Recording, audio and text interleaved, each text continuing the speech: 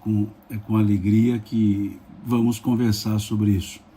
Espero que o som esteja bom, espero que esteja audível para todos vocês.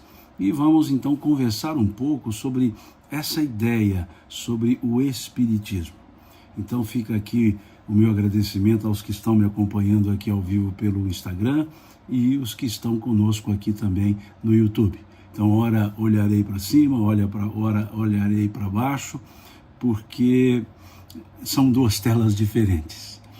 E nessa ideia, então, sobre o que é o Espiritismo, melhor dizendo, sobre o Espiritismo de forma geral, nós podemos dizer, baseado naquilo que Kardec escreveu lá na conclusão número 7 do Livro dos Espíritos, que o Espiritismo ele se nos apresenta sobre 3 aspectos. O aspecto das manifestações, o aspecto dos efeitos morais advindos dessas manifestações e o aspecto da aplicabilidade desses efeitos em nós mesmos. Então, quando nós observamos essa forma que Kardec utiliza na conclusão número 7 do Livro dos Espíritos, são 9 conclusões, na conclusão número 7, então ele diz isso, como que numa visão um tanto panorâmica, falando-nos dos aspectos sob os quais a doutrina espírita se nos apresenta. E aí ele diz, nos apresenta pelo aspecto das manifestações, pelo aspecto dos efeitos advindos dessas manifestações e da aplicabilidade desses efeitos. E aí ele também nos traz algo interessante. Nessa mesma conclusão número 7, ele nos traz a seguinte ideia, que considerando que o Espiritismo se nos apresenta sob esses 3 aspectos, há também 3 tipos de adeptos, há também 3 tipos de espíritas. E diz ele, aqueles que buscam no Espiritismo apenas a fenomenologia, ou seja, aqueles que interessam-se pelos fenômenos mediúnicos, aqueles que se interessam pela fenomenologia provocada pelos espíritos, aqueles que se interessam pelo sobrenatural, por assim dizer. Diz ele que um outro tipo de aspecto são aqueles que percebem um efeito moral advindo dessas manifestações. Que efeito moral? Que as manifestações espíritas, ou melhor dizendo, dos espíritos, fazem com que fique demonstrada a imortalidade. E uma vez demonstrada a imortalidade, o conceito sobre vida se amplia. E ampliando-se o conceito sobre vida, percebe-se que vida é mais do que o interregno, do que o espaço de tempo entre o berço e o túmulo. Ou seja, traz-se uma nova ética, uma ética existencial que não se limita apenas à vida material. Percebe-se a vida espiritual, percebe-se que os efeitos das nossas ações reverberarão, continuarão reverberando na nossa trajetória de vida. Então, esse raciocínio, a partir da fenomenologia mediúnica, a partir da manifestação dos espíritos, faz com que Kardec diga que há um segundo tipo de adepto, os adeptos que entendem um efeito advindo das manifestações. Ou seja, há aquele primeiro tipo de adepto que valoriza a manifestação em si e aquele que busca das manifestações o ensinamento. Seja ele direto pela própria manifestação, seja o ensinamento por uma consequência natural de se perceber a imortalidade da alma no próprio fato de entre aspas, uma pessoa, entre aspas, morta, comunicar-se, o que então demonstra a continuidade da vida.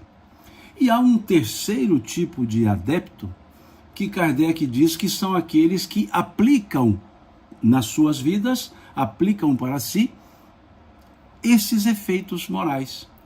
Então ele coloca uma quase que gradação. O que ele quer dizer, o que eu quero dizer com isso?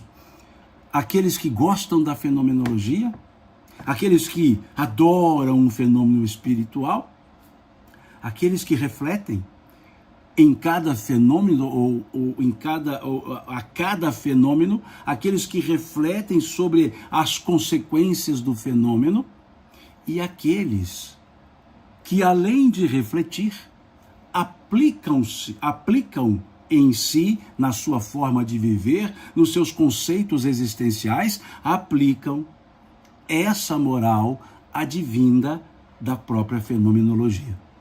Então, interessante esse raciocínio que Kardec utiliza nessa conclusão número 7 do Livro dos Espíritos, que para justamente nós percebemos, e com essa reflexão, nós percebemos como nós podemos nos aproximar do pensamento da doutrina espírita pelas manifestações e limitarmos a isso, perceber um efeito moral advindo dessas manifestações e aplicar o efeito moral.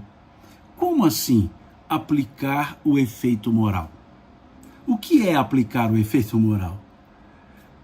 Vejam, se percebemos que pela fenomenologia demonstra-se a imortalidade da alma, se para nós aquele fenômeno, aquela manifestação espiritual de alguém tido como morto, falando, escrevendo, se mostrando, há uma continuidade da vida.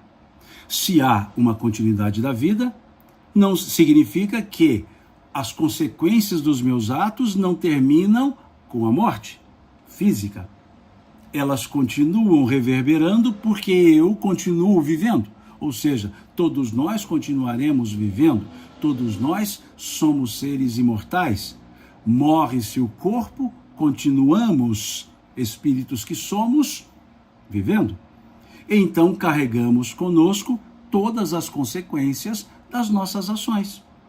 E é isso que faz com que a pessoa, então, entendendo esse efeito moral, aplique na sua conduta de maneira tal que sempre busque semear ou praticar ações boas, benévolas, produtivas, educativas, que soerguem-nos, e as consequências serão boas. Então, nós podemos dizer que quando se entende a imortalidade da alma, percebe-se o poder moralizador que a doutrina espírita nos apresenta. Poder moralizador, que Kardec explica muito bem lá no primeiro capítulo do livro A Gênese. Poder moralizador, sabendo que eu continuo existindo e que nada termina com a morte física, eu vou redirecionar minhas condutas. Aqueles que pensam, faço tudo errado porque depois morreu, tudo acaba, repensarão suas condutas. Então isso dá um aspecto moralizador. Não é um aspecto moralista, um aspecto moralizante, um aspecto moralizador. Então percebamos que ao lermos, estudarmos essa conclusão número 7 do Livro dos Espíritos, nós perceberemos essa acuidade que Kardec teve, continua tendo, porque continua vivo, mas ali no aspecto da escrita, a acuidade que ele teve para mostrar essa gradação, essa forma de apresentação e os tipos de adeptos. Pegando, por assim dizer, uma carona nesse raciocínio trazido por Kardec, nós podemos dizer que a nossa relação com o Espiritismo também tem 3 momentos. Também tem 3 etapas. Vejam, se a doutrina espírita se nos apresenta pelas manifestações, pelos aspectos morais advindos das manifestações, pela reflexão desses aspectos e pela aplicabilidade, esses 3 elementos, nós podemos dizer que nós temos 3 fases na nossa relação com a doutrina espírita. Quais 3 fases? A fase que nós entramos para a doutrina espírita. Percebamos isso, prestemos atenção nisso. A fase em que nós entramos na doutrina espírita é a fase do encantamento. É a fase em que nós vamos tomando conhecimento com o ensinamento espírita e aí vamos achando que conseguimos explicar tudo. E aí vamos achando que tudo está agora esclarecido, que não há outra forma de entender a vida. E aí queremos que todo mundo também pense como nós, que todo mundo queira ser espírita. Queremos divulgar o espiritismo em qualquer momento, em qualquer lugar, que Kardec chama de espíritas exaltados. Vejam, essa é a primeira fase. Lemos. É a fase do encantamento, da tomada de conhecimento para com a doutrina espírita. Isso acontecendo e continuando na doutrina espírita, vem uma segunda fase. É a fase que a doutrina espírita entra em nós. A primeira fase, nós entramos para a doutrina espírita. A segunda fase, a doutrina espírita entra em nós. Essa é a fase reflexiva. Essa é a fase em que o espírita fica observando, pensando, raciocinando. Fica, de certa forma, com a filosofia existencial mais aflorada.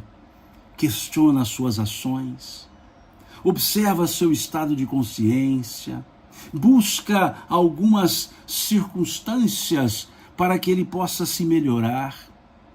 É a fase não de fechamento, é a fase de reflexão.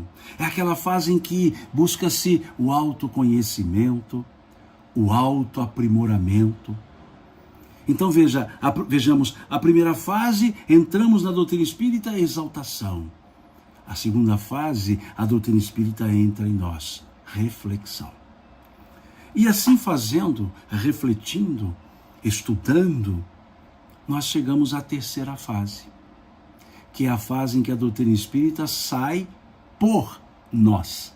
Ela não sai de nós, ela sai por nós. O que significa isso?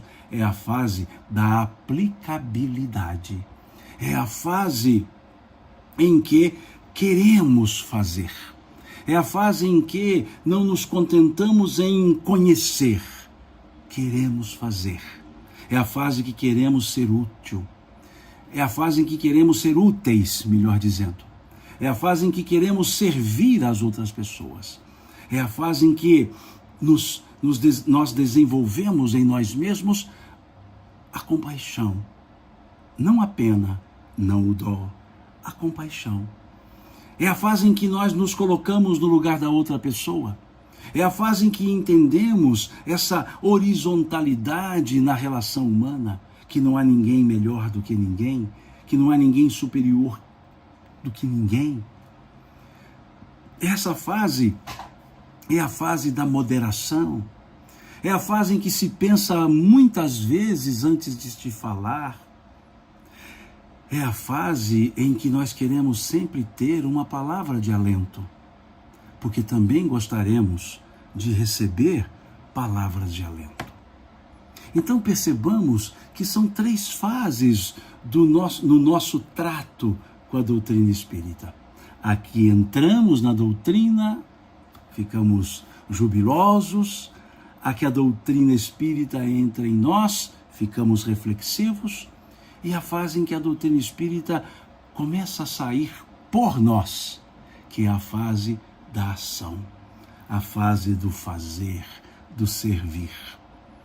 E aí sim, podemos dizer que vivemos em um processo de busca incessante da prática do bem. Todos nós passamos por essas fases. Todos nós temos aquele momento inicial da exaltação. Todos nós temos o momento da introspecção. E todos nós temos aquele momento que queremos ser úteis às outras pessoas.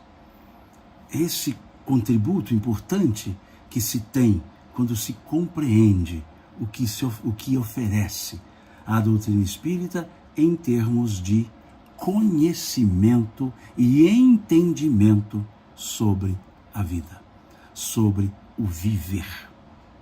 E esse ponto é fundamental.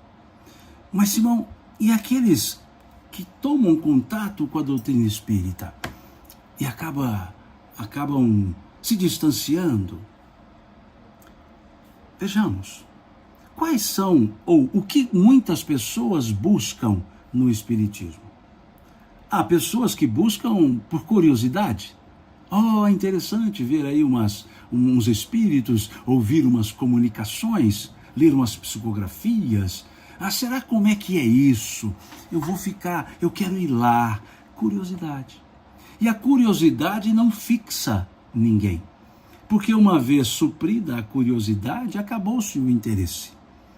Há pessoas que buscam o espiritismo com uma visão puramente científica ou puramente filosófica.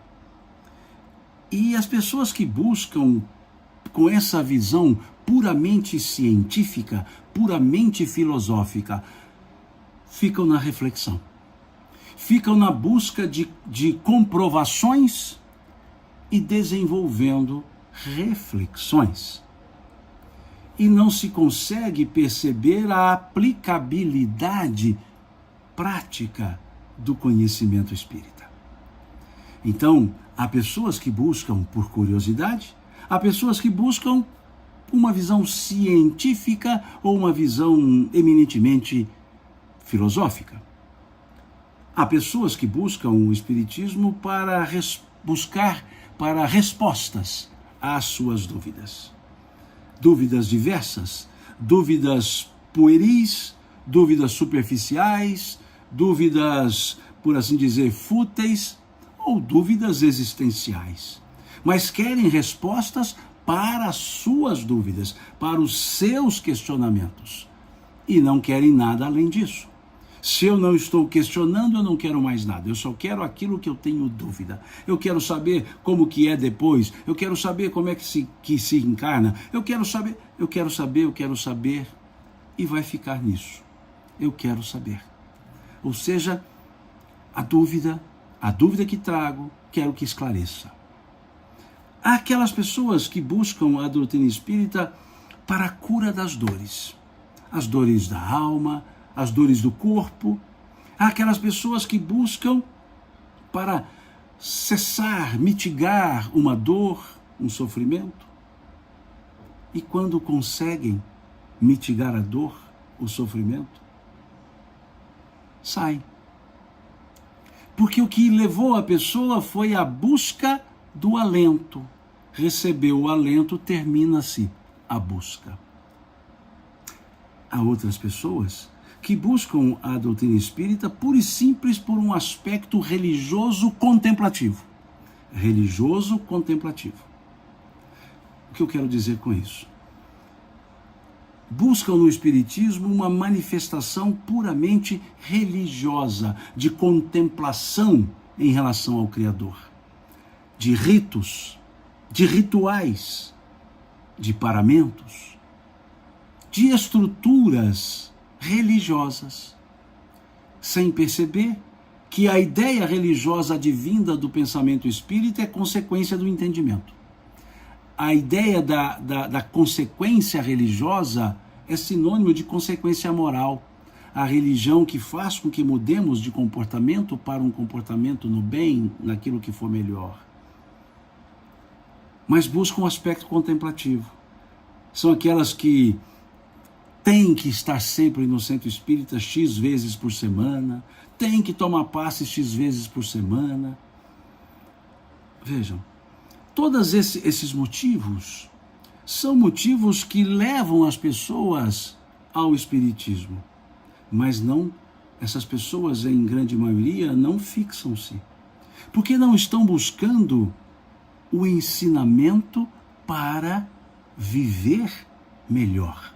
Viver melhor em que sentido? Compreendendo a dinâmica da vida. E é justamente isso que nos oferece a doutrina espírita. O que nos oferece a doutrina espírita? O que, ou melhor dizendo, o que ela objetiva? Qual é o objetivo? A transformação moral. A transformação moral por meio de uma ação pessoal. O que eu quero dizer também com isso? É a pessoa que se transforma. O Espiritismo, ele não transforma as pessoas. Ele orienta, ele ensina, ele traz ensinamentos para que as pessoas se transformem. É o que vemos na conclusão número 5 do Livro dos Espíritos. Quando Kardec nos diz: com o Espiritismo a humanidade entrará numa nova fase, a do progresso moral, que lhe é consequência inevitável. Consequência inevitável. Ou seja, a transformação moral é consequência daquilo que se aprendeu. Aprendeu-se algo, aplica-se na própria vida. A pessoa se transforma. Então, de forma geral, óbvio, de uma maneira mais genérica, dizer o Espiritismo me transformou é compreensível, óbvio, é claro. Mas o correto, ou melhor, o adequado é dizer: eu me transformei com o aprendizado espírita. O que o Espiritismo me ofereceu em termos de ensinamentos me permitiu eu mesmo me transformar. Porque ninguém transforma ninguém. Se a pessoa não quiser se transformar, ninguém transformará ninguém. Nenhum ensinamento transforma, ensinamento esclarece, e o esclarecido se transforma. Nesse sentido, então, melhor seria conjugarmos o verbo transformar numa forma pronominal, reflexiva. Eu me transformo, tu te transformas, ele se transforma. Nós nos transformamos, vós vos transformais, eles se transformam. Não posso dizer ele me transformou, eu me transformei com o ensino que ele me proporcionou. Aí sim. Então percebamos que esse objetivo do melhoramento pessoal não é o objetivo do Espiritismo em si, é o objetivo é a consequência do objetivo de oferecer o ensino. Então, por isso que chamamos de doutrina espírita, ou espiritismo. É um corpo de ensinamentos. É um corpo de ensinamentos trazido, o corpo, pelos espíritos. Por isso é espiritismo, doutrina dos espíritos. É um conjunto de ensinamentos que nos ensina, ou que nos indica como viver melhor. Que nos indica como melhor agir para o bem coletivo, para o bem comum, para o nosso bem. Então é importante percebermos isso. Aqui a Dirce escreve, aqui no Instagram, ela diz assim: alguns não têm coragem de assumir a transformação. Coragem. Coragem, como diz uma letra de música, me veio agora, coragem para enfrentar frente a frente você no espelho. Né? Tem uma letra de música, um pedacinho de uma letra que diz isso. Coragem para enfrentar frente a frente você no espelho. Porque transformar-se a si mesmo não é uma tarefa simples. Temos que vencer um certo comodismo, o amor próprio, um egoísmo, uma vaidade. Mas esse é o trabalho. Esse é o trabalho. Trabalhar conosco mesmos.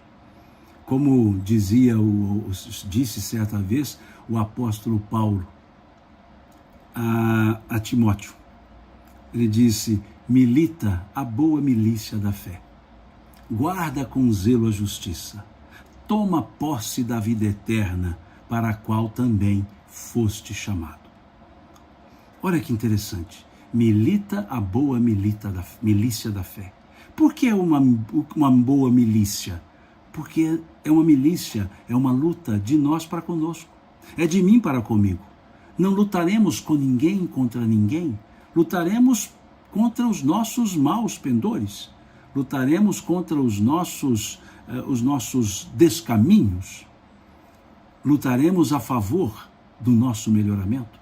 Lutaremos a favor do nosso crescimento, da nossa evolução. Por isso é uma boa milícia da fé. E essa boa milícia da fé nos permite tomar posse da vida eterna. Ou seja, entender que a vida é imortal. Então, é importante observarmos esse objetivo da doutrina espírita, que é proporcionar-nos, pelos os ensinos, as condições para a nossa evolução. E o que então nos oferece como ensino a doutrina espírita? O que nos oferece a doutrina espírita? Nos oferece entendimentos. O entendimento de onde viemos, para onde vamos e por que estamos aqui temporariamente na Terra. Quem não quer saber a origem? Quem não quer saber o destino? E quem não quer explicação do status quo, do momento que vivemos? Onde estamos? A doutrina espírita nos fala que a nossa origem é em Deus, óbvio, mas como espíritos criados, espíritos e não corpos materiais, criados na eternidade do tempo, na eternidade do Criador. O tempo não seria eterno porque ele foi criado, mas o Criador sempre cria, então a criação é eterna, tal qual o próprio Criador. E aí então vem essa ideia para nos dizer que viemos do mundo espiritual, criados ali, num processo que se perde ao longo dos tempos. Nos fala que não teremos fim, que somos imortais, conforme vemos, salvo engano, na questão 83 do Livro dos Espíritos, que somos imortais. Então, isso permite-nos perceber que somos muito mais do que um aglomerado de células físicas, que somos mais do que um corpo material. Somos seres que existíamos antes do corpo, continuaremos a existir depois do corpo. A doutrina espírita nos fala sobre Deus, trazendo-nos a ideia da inteligência suprema do universo, da causa primária de todas as coisas, da causa causal, da causa primeira. Não mais a ideia antropomórfica de um Deus cheio de características humanas. Não um Deus exclusivista que tem um povo e não tem outro, mas um Deus inteligência suprema. E tudo que ele cria traz em si a inteligência. Traz algo de inteligente, as próprias leis físicas do universo trazem um caráter de inteligência, ou um caráter inteligente. Então é importante percebermos esse aspecto. Fala-nos da comunicabilidade dos espíritos. Somos espíritos, estamos num corpo, e há espíritos que estão fora do corpo físico, e esses dois, o que está no corpo físico, o que está fora do corpo físico, podem se comunicar?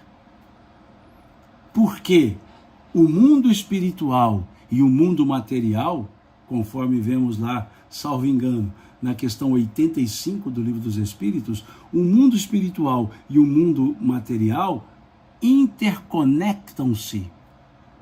Os dois mundos interagem um sobre o outro.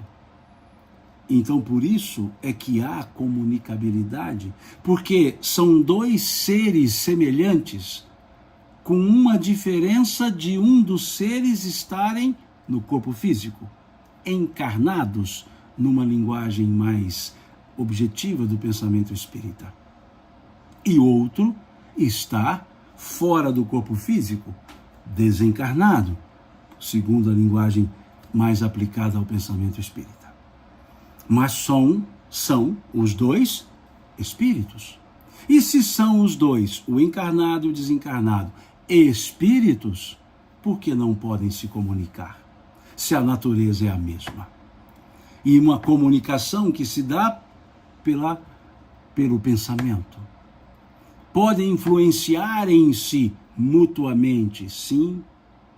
Então percebamos que esse é um outro ensino, que nos fala que além de sermos imortais, não há uma barreira impeditiva da comunicabilidade dos espíritos que estão no mundo espiritual, dos espíritos que estão no mundo material, ou seja, dos desencarnados para com os encarnados, na linguagem aplicável ao pensamento espírita.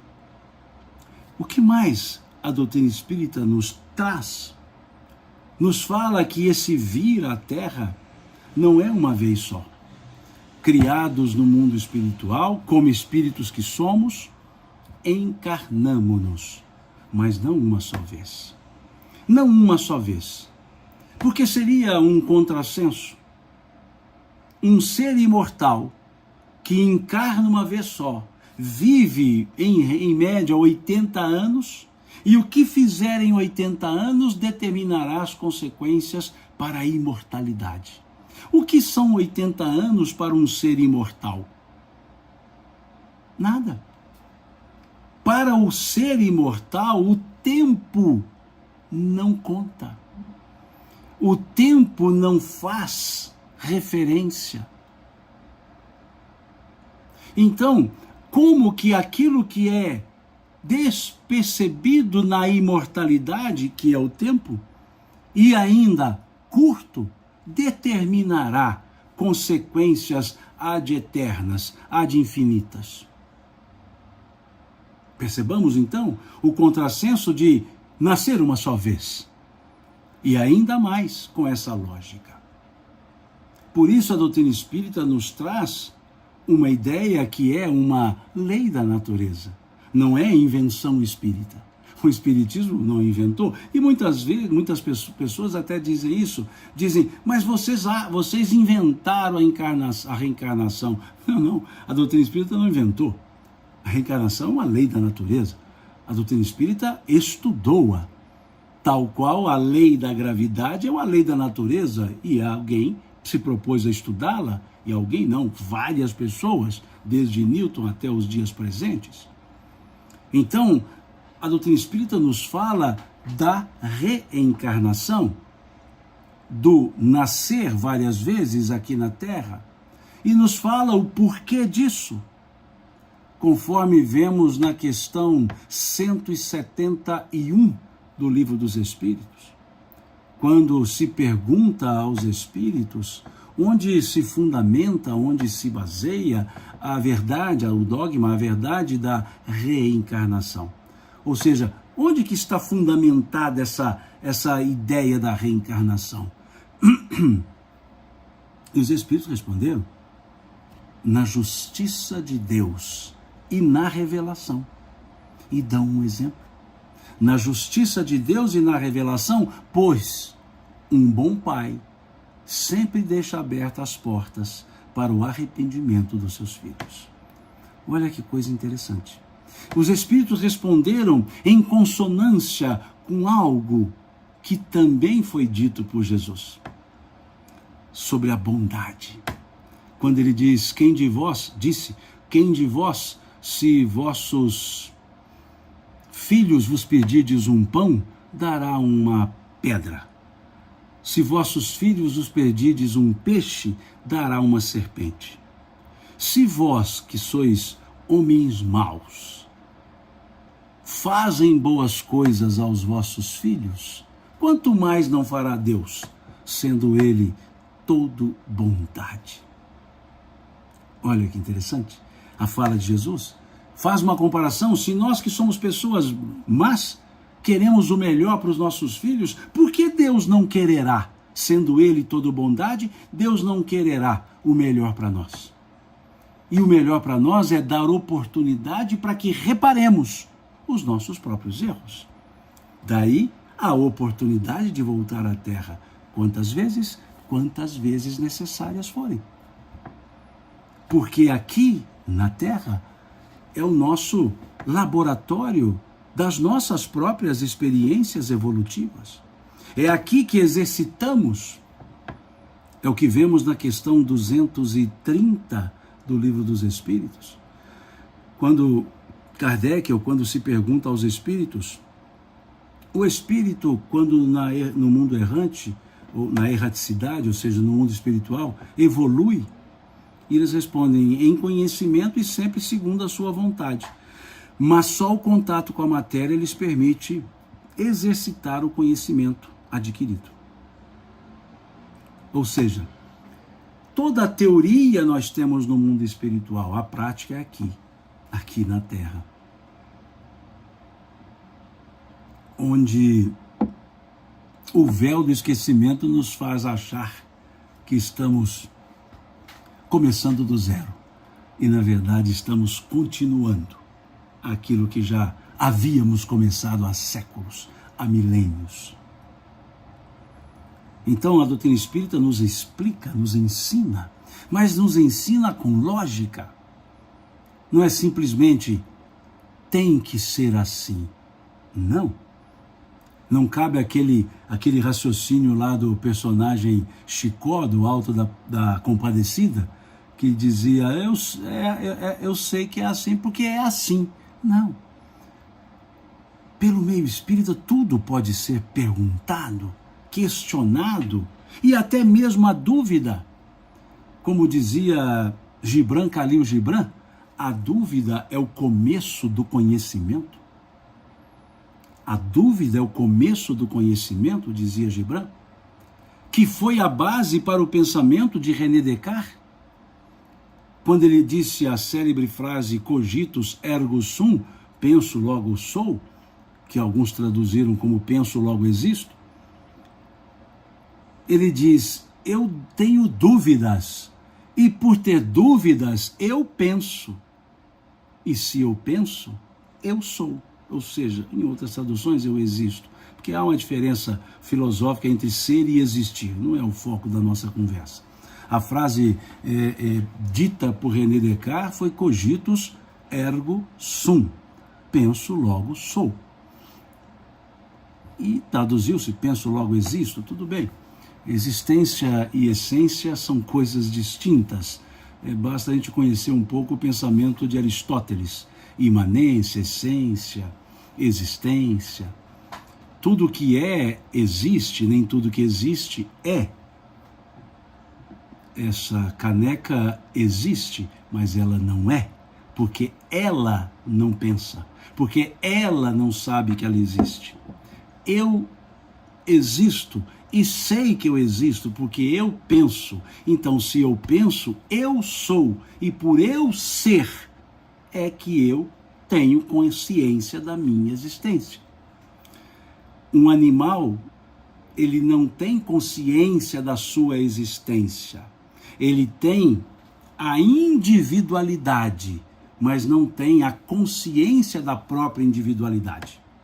Ele não sabe que ele é ele, em outras palavras. Então ele existe, mas não tem consciência da existência. Se o animal se olhar no espelho, ele vai achar que é outro animal. Ele não acha que é ele. Porque ele não consegue perceber o reflexo de si mesmo. Porque não raciocina tem uma inteligência não reflexiva, tem uma inteligência não consciente. Então isso é que vai distinguir o ser do existir. Daí a frase mais bem traduzida seria: penso, logo sou, cogitus ergo sum. E é isso que a doutrina espírita nos pede, que pensemos, que raciocinemos, que entendamos e não somente aceitemos. Que não cansemos de perguntar por quê, para quê. Então é uma doutrina altamente reflexiva. Não existe obrigatoriedade.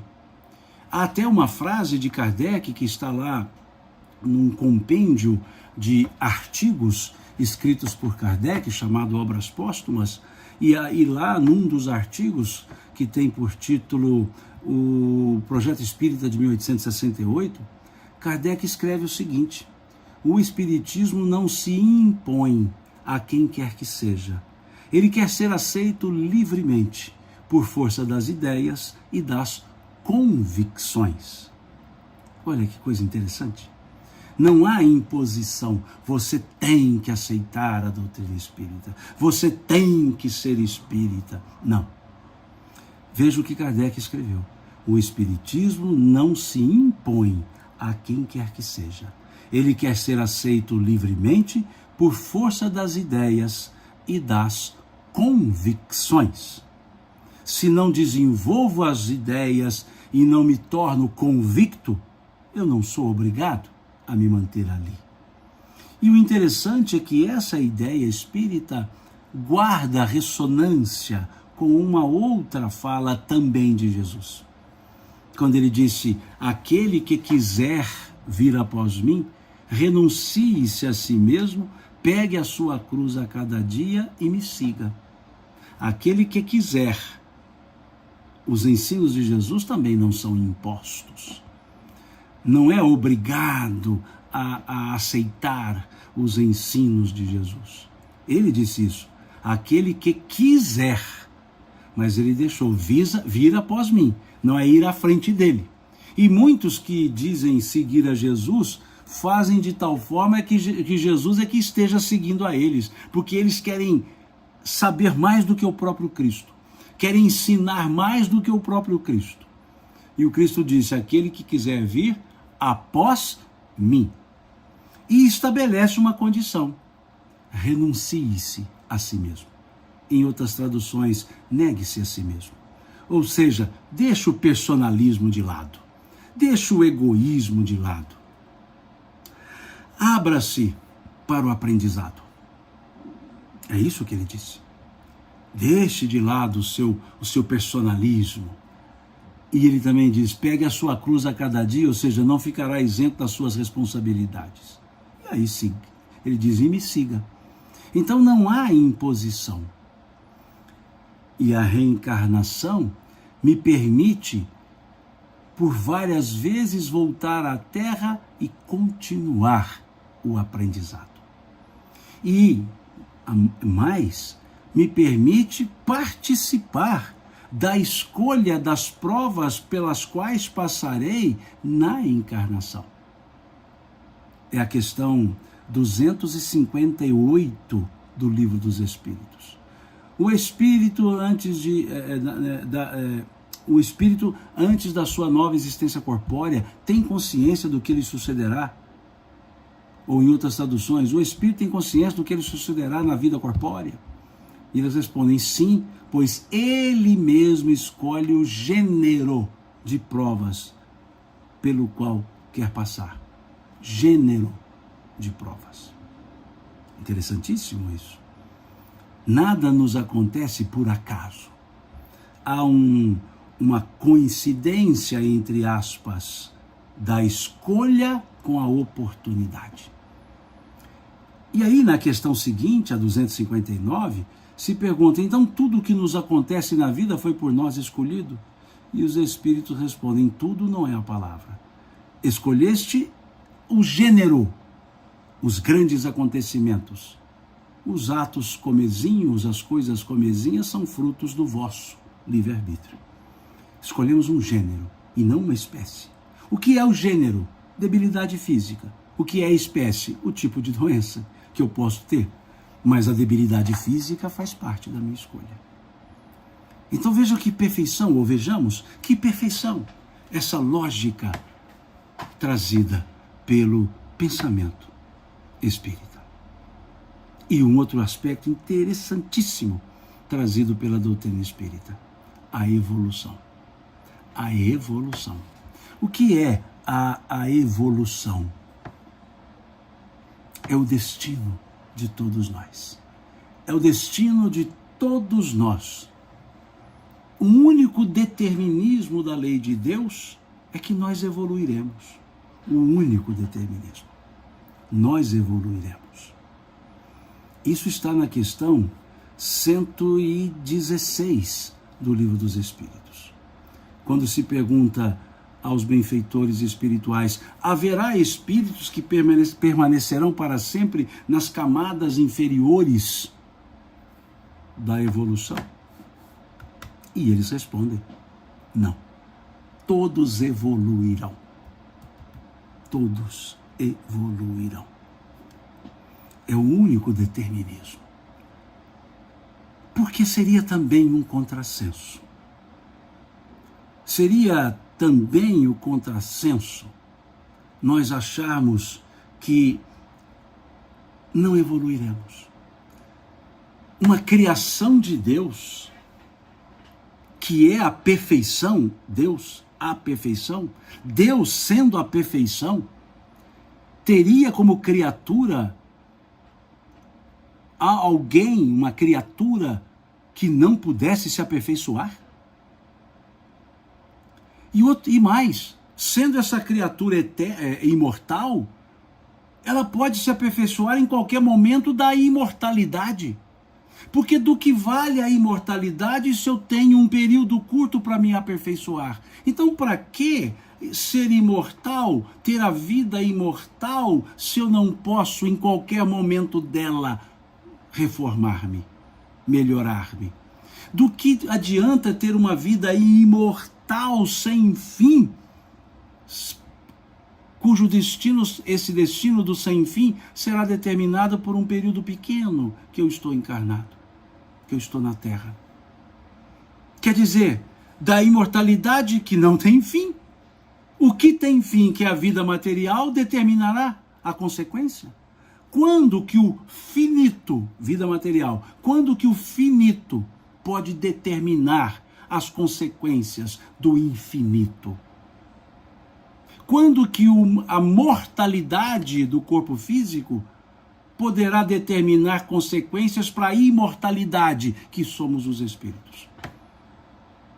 Perceberam o contrassenso? Se nós olharmos o bom senso, nós veremos o contrassenso de termos a imortalidade e não podermos, na imortalidade, evoluirmos. Um ser imortal que só tem uma oportunidade. Quer dizer que a imortalidade, que é a perenidade, vale menos do que a mortalidade, que é a vida física? Perceberam isso? Eu me encanto quando vejo esse aspecto. Como que como que as pessoas questionam uma clareza dessa? Se no ensino do Cristo ele fala do perdão infinito. Não, Simão, ele disse lá que só deve perdoar 70 vezes 7. Não é bem isso. Essa passagem que Pedro pergunta a Jesus, Senhor, até quantas vezes devo perdoar ao meu irmão que peca contra mim? Até 7 vezes? E Jesus responde, eu não te digo até 7 vezes, mas até 70 vezes 7 vezes. De onde saíram esses números? De onde Pedro tirou 7 vezes? E de onde Jesus tirou 70 vezes 7? Do capítulo 4 do livro Gênesis do Velho Testamento. Porque esses números saem da fala de Lameque. Lameque, um personagem lá do Velho Testamento, capítulo 4 do Gênesis. Lameque diz: Caim foi punido, errou e foi punido 7 vezes. Caim foi homicida e foi punido por 7 vezes. Eu também fui homicida, serei punido 70 vezes 7 vezes. O que Lameque estava dizendo? Caim matou alguém e foi punido. E eu, sabendo disso, também matei, tem que ser punido mais.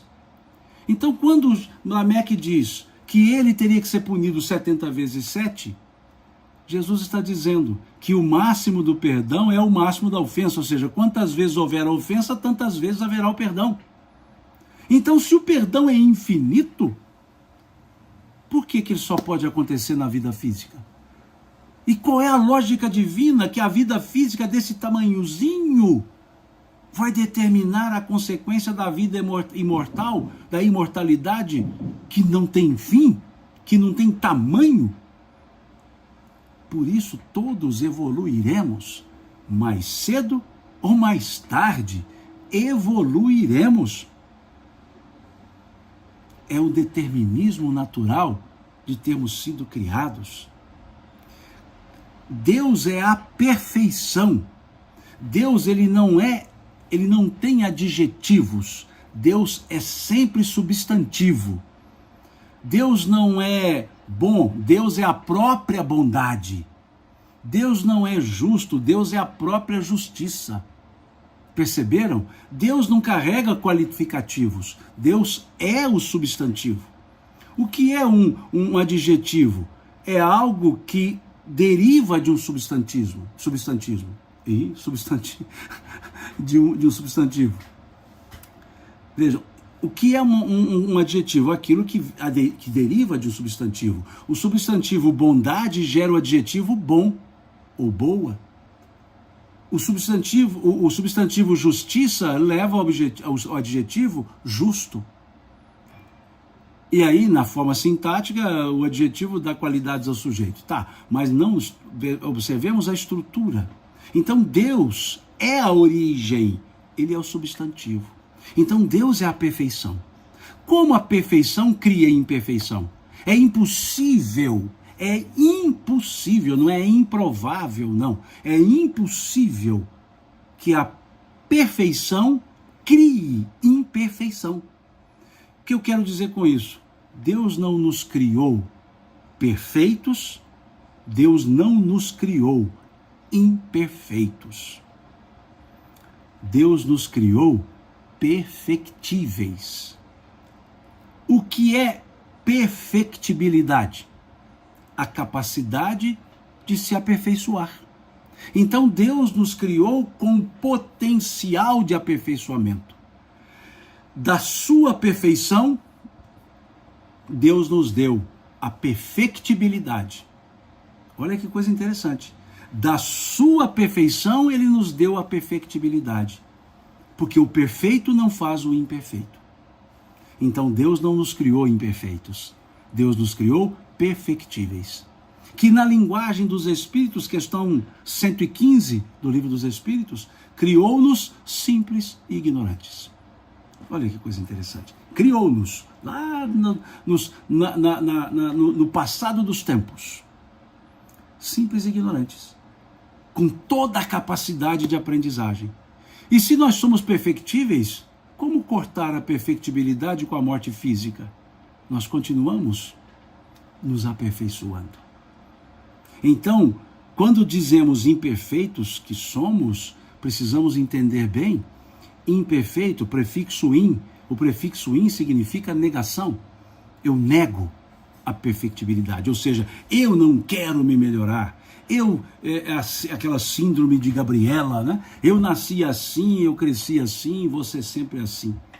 Não, nós evoluiremos de uma forma ou outra, mais lentamente, mais rapidamente, evoluiremos, porque é da natureza humana, é da natureza espiritual a perfectibilidade.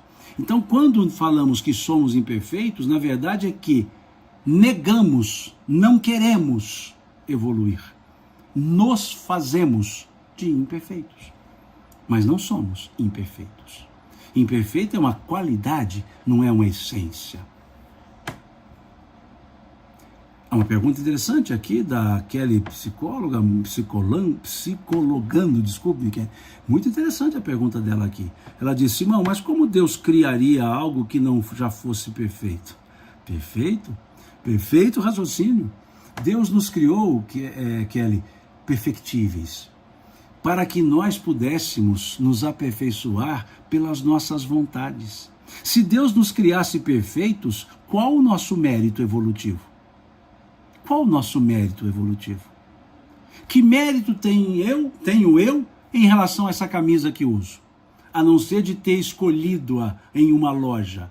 Mérito tem quem a fabricou.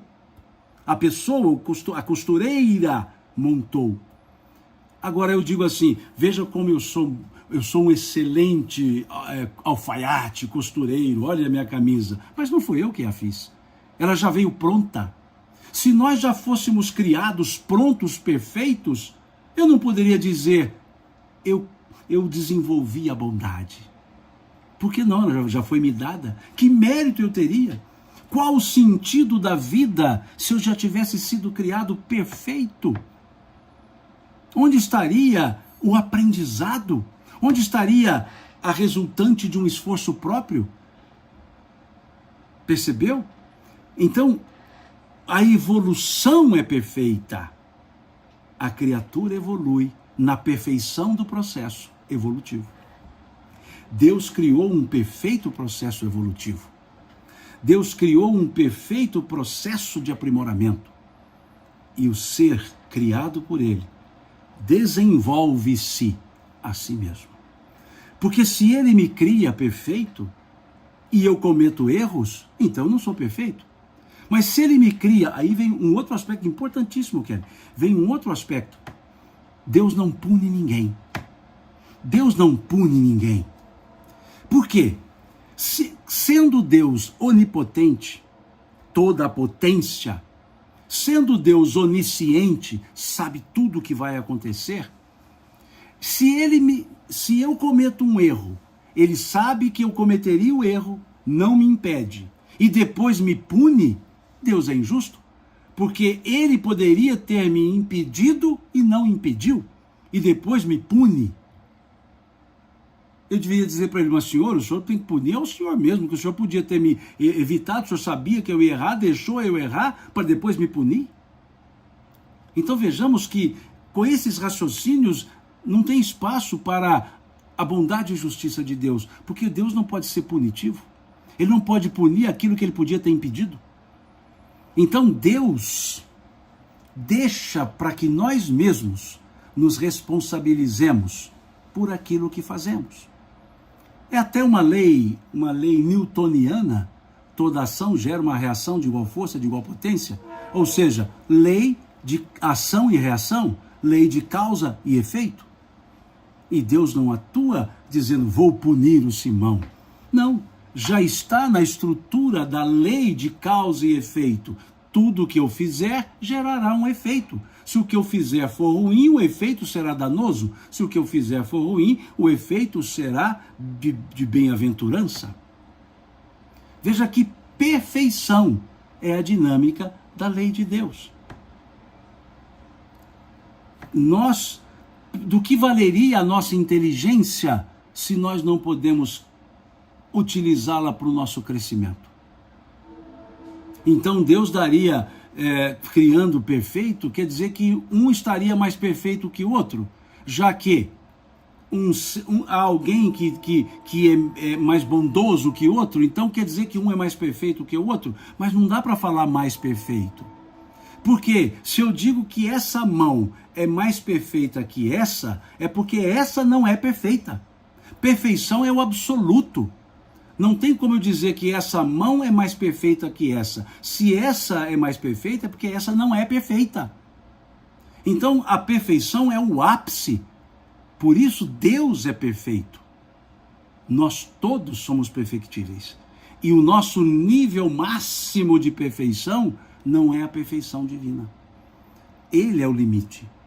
E se alguém for perfeito como o perfeito é Deus, esse alguém também será Deus, e aí já teríamos dois deuses, e Deus é um só. Perceberam? Então é preciso que nós raciocinemos, que nós não teologuemos, raciocinemos e perceberemos a incongruência de certos conceitos inamovíveis. Num mundo em evolução,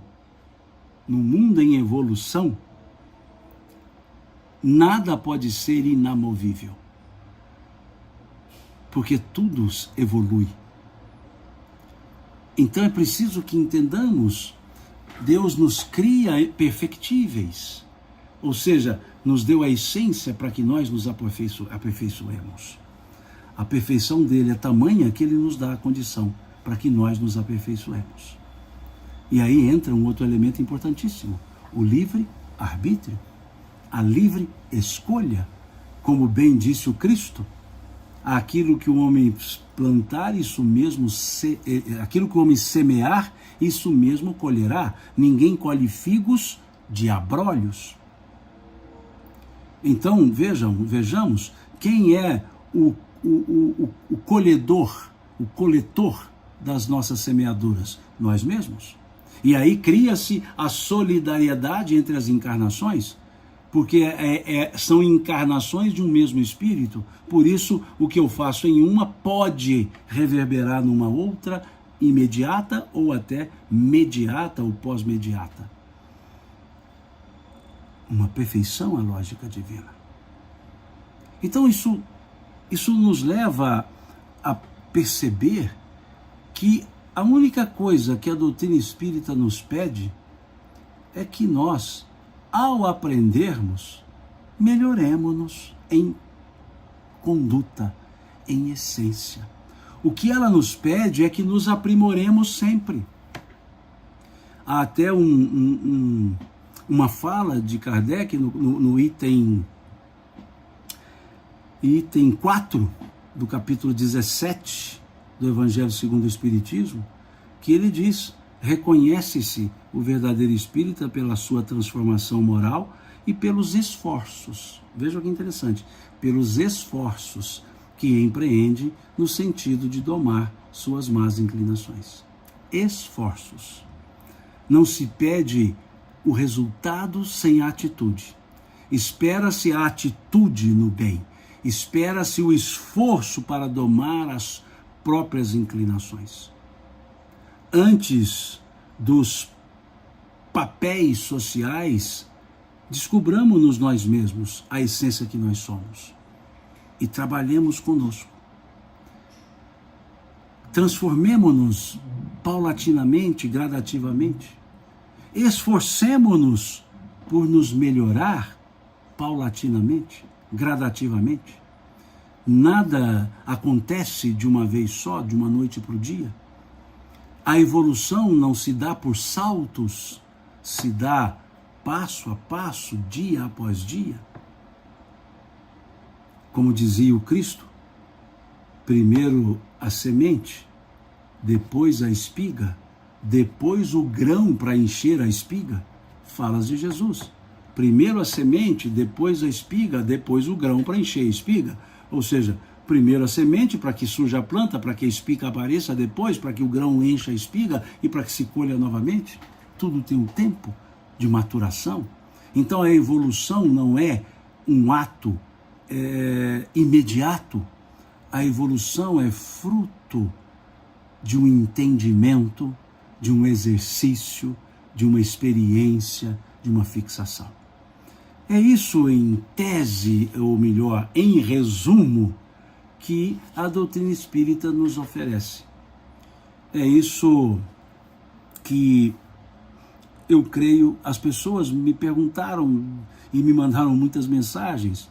Como eu fiquei algum tempo sem fazer lives, sem até algumas postagens eminentemente de temas espíritas, algumas pessoas disseram: por que você deixou o espiritismo? Eu não deixei o espiritismo, muito pelo contrário.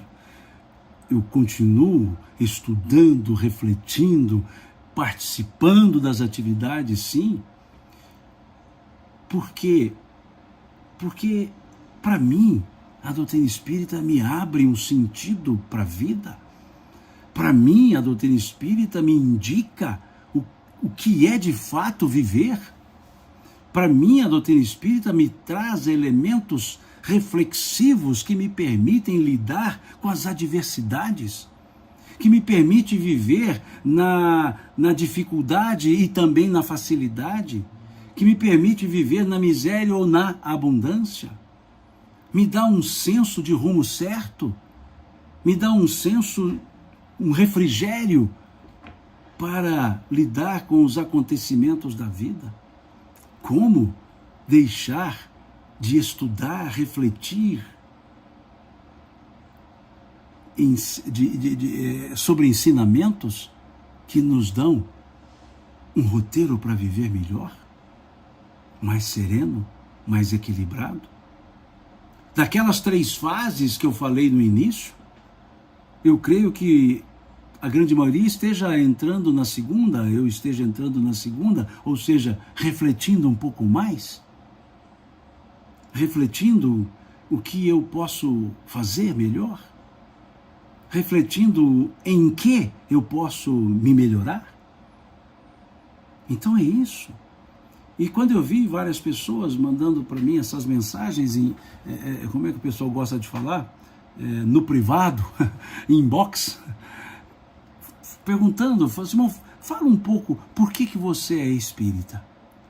Por tudo isso e por muito mais de issos, por muito mais coisas, que dá essa vontade de querer ser melhor do que alguém, não, do que a si mesmo, do que a mim mesmo. Eu só posso me comparar comigo, nunca com ninguém. Então é isso. Espero que aos que me mandaram as mensagens fazendo essa sugestão temática, espero que possa ter contribuído um pouco com essa minha reflexão aqui de 1h07. Espero que possa ter clareado um pouco. Numa próxima oportunidade, voltamos com outra live. Se quiserem enviar mensagens, fiquem à vontade. Sobre temas, tudo bem. Na medida do possível, tentamos desenvolver o raciocínio proposto. Então é interessante isso. Uma pergunta que eu vi aqui agora, eu acho interessante, a pessoa perguntou aqui, a Wilke, perguntou assim, Simão, quanto mais elevada a evolução, menos necessária a reencarnação? Sim, basta você observar, Wilke, a questão 113 do Livro dos Espíritos, que fala dos espíritos puros, que fala da escala dos espíritos, começa na questão 100, vai até a questão 113, lá na 113 fala dos espíritos puros e diz, não mais sujeitos à reencarnação.